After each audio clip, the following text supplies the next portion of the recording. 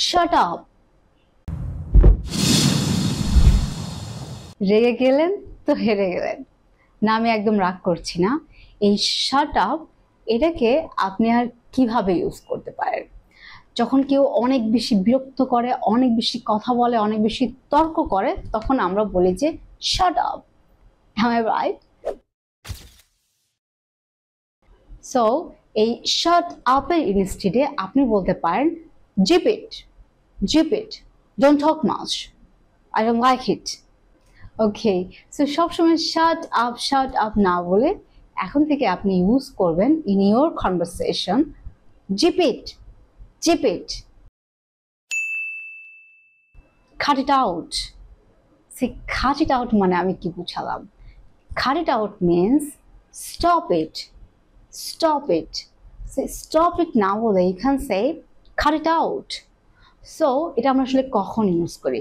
ধরেন কোনো কাজ হচ্ছে, এটাকেও যদি আপনি বলতে চান যে এখন বন্ধ করো, আপনি বলতে পারবেন যে cut it out। অথবা কেউ অনেক ঝামেলা করতেছে বা মারামারি করছে, আমরা বলি না হেই বন্ধ করো, স্টপ ইট, স্টপ ইট। এই জায়গায় আপনি বলতে পারবেন যে cut it out, cut it out। So যে কোনো কাজের ক্ষেত্রে যখন আমরা এই সেন্সটা করি যে বন্ধ করো, বন্ধ করো, বা এই কাজটা আর করতে হবে না, বন্ধ করো। So you can say cut it out, cut it out or stop it। এমন কিছু প্রোডাক্ট আছে যেগুলো কেনার পরে আমাদের কাছে মনে হয় যে ইটস টু এক্সপেন্সিভ। সেই টু কথাটা আমরা কেন ইউজ করছি? কারণ কোয়ালিটির চেয়ে আমাদের কাছে মনে হচ্ছে যে প্রাইসটা একটু বেশি। তো সেক্ষেত্রে আমরা বলি যে ইটস টু এক্সপেন্সিভ। এই টু এক্সপেন্সিভ না বলে you can say it's a rip off, it's a rip off, or you can say it's a completely rip off. For example, একটা শোরুমে ধরেন আপনি একটা ড্রেস কিনতে গিয়েছেন, সো ড্রেসের গায়ে লেখা 30,000 টাকা, বাট আপনার ড্রেসটা কোয়ালিটি দেখে মনে হচ্ছে যে না, এটা 30,000 টাকা ওর্থ করে না।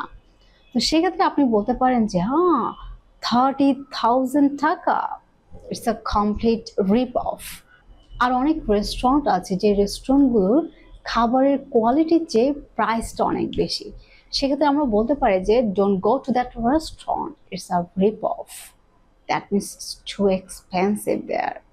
ওকে, so use it in your daily conversation, alright? Bye by.